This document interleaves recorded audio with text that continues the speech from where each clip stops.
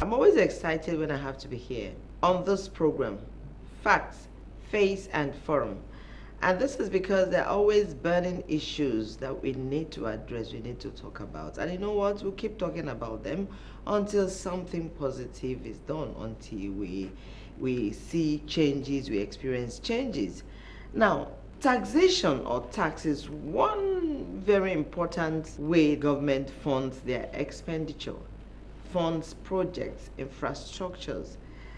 And to say that in our country some people do not pay tax, and you know what? Tax evasion is actually punishable by law.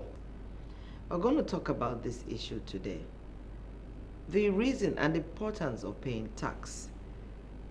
If we do not pay our taxes, then let's not complain that there is no piping water, the roads are not okay, government infrastructures are not working. My name is Peace Isaac Yero. Welcome on this edition of Facts, Face and Forum. You're welcome back.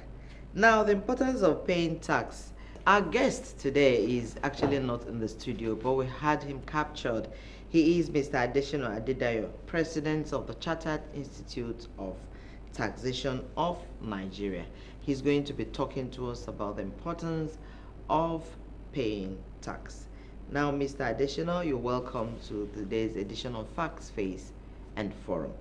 Why is it important for us to pay tax? It is important to pay tax in order to ensure development. Now, how do you assign responsibility? How do you measure responsibility? Beyond the technicality of tax, the starting point is to say, I'm a responsible citizen. We start measuring responsibility even from when we were born. You have a situation where you say, oh, he's a parent of responsible children. You see the children who also want to have responsible parenting.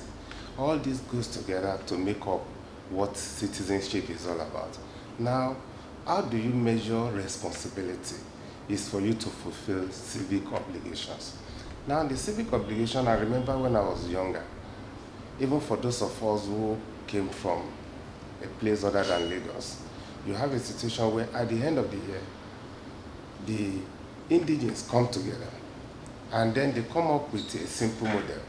If you are from a particular village, those who are resident in that village come together to collect some money in order to remit back home for purpose of development. You can see that as simple as and as basic as that, people have a situation of a sense of belonging. And that sense of belonging goes to further show that you have to also add financial backing to that belonging. Now you pick a nation like Nigeria, that 40 years ago we are just like 75 million, and today we are 200 million. 40 years time we are estimated to hit 500 million. The question is, how do you finance the country? How do you build infrastructure? How do you ensure that we go out from poverty to prosperity? Citizens must pay tax. There are now two angles to this tax. The aspect that the citizens must pay and the one that the government must do. When citizens pay tax, we have a situation and expectation that the government will use the tax judiciously. Those are the two angles that make up for a social contract.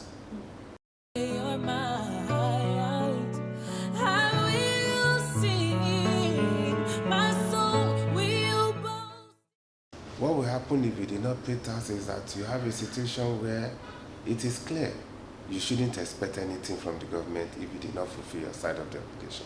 Now, what does it take to run a government?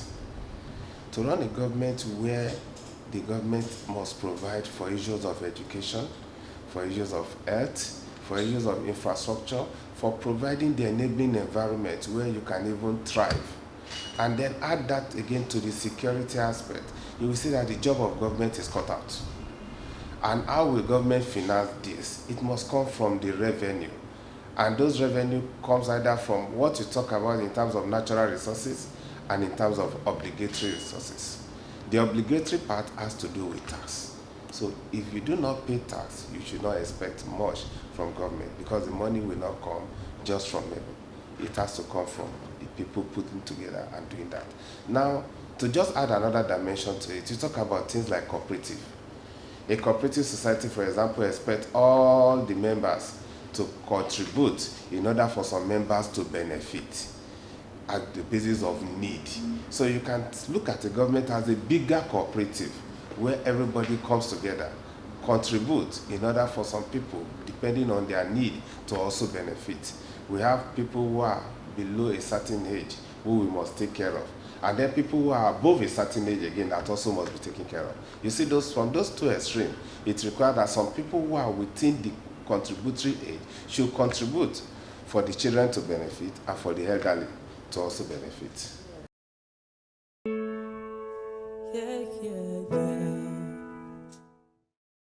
Let me take it from two angles, because income tax is either personal income tax or companies income tax.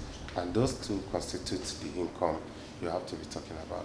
Now, at the personal income tax level, it is from all your sources. For as long as the rule in the Nigerian tax system is that you are resident in Nigeria. What goes on in Nigeria, you are a beneficiary. So irrespective of your sources of income, whether you are making the income from outside of the country or from within the country, you owe it an obligation to declare and say, this is the income I've made, and therefore I will want to know the tax that is applicable. That is number one. Now, from the corporate angle, you are also a corporate citizen by default. You have an identity, you are recognized as a company, and therefore, when it comes to your income, which is where you talk about companies' income tax, you also declare. Some income are exempted, but it must equally be declared. You have income like frank investment income that has to do with what you have invested, but you must declare it before you exempt it from tax. So the rule in Nigeria's tax system requires that you should be truthful. That is number one. It's as simple as that. Be truthful and say, this is where I make income from. And you know, the tax system does not recognize morality. Whether you make it from a moral or immoral perspective, the fact of the matter remains that you made income. You declare that for. Then the second aspect will now be dealt with legally. Is it morally right? Is it legally correct? So that is the secondary level. But the system is the fact that you have declared your income, that this is the money I made, and therefore you pay tax on it.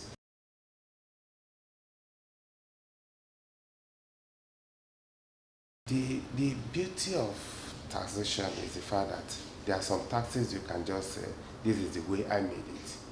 And that is direct in the sense that I made this income from this direct source. And it has come in, you can link me with the source, like talking about salaries, talking about business income. Then you have those that are constituting direct. I'm looking at it from the educational perspective. Now, the indirect part, you buy a recharge card, you pay VAT. You do some things, you will not even know that VAT is inclusive. You pay for the airline. You are talking about traveling from one location to the other. VAT is already inclusive in your airfare. So those are indirect taxes. So when you have a situation where you do not even know whether you are paying the taxes or not, they constitute indirect sources. And that's why you have things like VAT. When you go to maybe a barbing salon, and they tell you your total cost is like 100 naira or 1,000 naira, you find a situation where the 1,000 is inclusive of VAT. But if you should go into a place and they say, look, you have to just pay your expenditure separately, and I want to charge you VAT separately, you will see there is a psychological resistance. So the policy in Nigeria's tax system is as much as possible to start talking about shifting from direct to indirect taxes. Because direct taxes are easily determinable. You now know that this is the income you earn. You can tie yourself to that income. But indirect taxes, you won't even know when you are paying it. That is what makes it different. And the emphasis over time has been to shift from direct to indirect taxes as a matter of policy. That's when you're strong, you display your mind. It is common knowledge, let me put it that way, that the level of our compliance is low.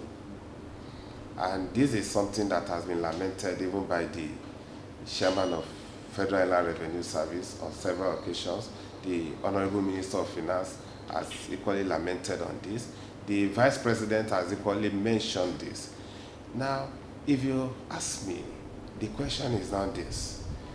The Nigerian tax system operates from this perspective, that this is the population of the working class. And naturally, when you talk about those in the working class, they're either in paid employment or they are in business engaged.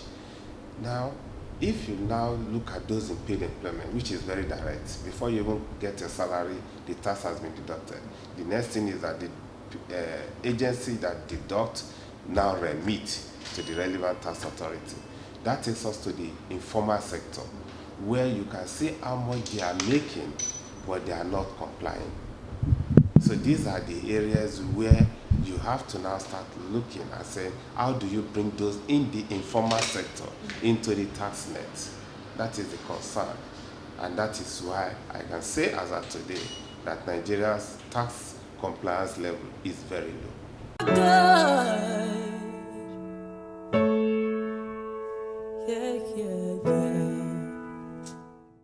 And this is something that has been a headache of the regulators, administrators, and practitioners. But you ask me a simple question, and that means these people are known, they are not ghosts. And then the next thing is, do we have a system, do you have the type of technology that ensure that irrespective of how well you move, you did not escape the tax net? Because it is easy for somebody, for example, let me make it even more illustrative. I'm based in Lagos, and then I relocate maybe to Plateau State. When I'm in Lagos, I find myself under the jurisdiction of Lagos State Internal Revenue Service. When I relocate to Plateau State, the next thing that should be is Plateau State Internal Revenue Service should be able to track me and know that, look, I am now in their environment. Lagos State should be able to monitor when exactly do I leave Lagos State to find myself in Plateau. Otherwise, if Lagos State cannot monitor my exit and Plateau State cannot monitor my entry, then it means technically none of these states benefit from my tax revenue, which is a cost to me and a revenue to them. So it is one, you've lost track. Now, secondly, we have been looking at the issue of BVN, we've been looking at the issue of the National Identity Card. All these pockets of database need to be synchronized. In synchronizing them, it will not be easy to find a model where you are able to track the way people move, because mobility is something you cannot stop people from doing. If I want to find myself in a more distant and I feel that I'm better off living in Ogun State, there must be a way that Lagos must track my exit and Ogun State must track my entry. All these are the areas that borders on. We should now focus more on database integration, which is very critical. To fight, that's when you're strong, you display. I look at Nigerians of today and I see that I have children, I have parents, I have brothers and sisters, and I have vision of what Nigeria can do and what Nigeria will do. If I have this at the back of my mind, believing that we have all this potential, just travel around the length and breadth of Nigeria. We have vast expanse of land, we have virile young men, we have even people who are retired, who are not yet tired. So you have a country that all these potentials are there. Now the question is, what is going to be your contribution in ensuring that we do not turn the whole country into a situation where virtually everybody is now dependent on government? The question is, how many can the government solve? So with that at the back of our mind, you find out that we need to now start saying, where do I come in to ensure that the system, the machinery of the system keeps moving? In talking about this machinery to keep moving, look at a simple equation. Just ask yourself something as simple and ridiculous as 200 million Nigerians, even for example, paying 1,000 naira. What do you think that will boil down to in figurative terms? And when you have this in figurative terms, can this also start the process of a small industry? And when the small industry is you kickstart a small industry that can employ, let's say, like even 200 people. The 200 people will need to hit. It will lead to another industry, which is the food industry. Then some people need to move these 200 people from their house to the factory. It will lead to another one, which is the transportation industry. Then these people again will need to clothe themselves. it will lead to another one, which is the textile industry. You see, a simple economy, as little as that 200 people being engaged, will stimulate other activities that will ensure that you have a situation where the economy moves. And these 200 people again must be accommodated. It can also lead to the housing industry. So you see, that simple logic means that we have what it takes within us just by virtue of that simple contribution.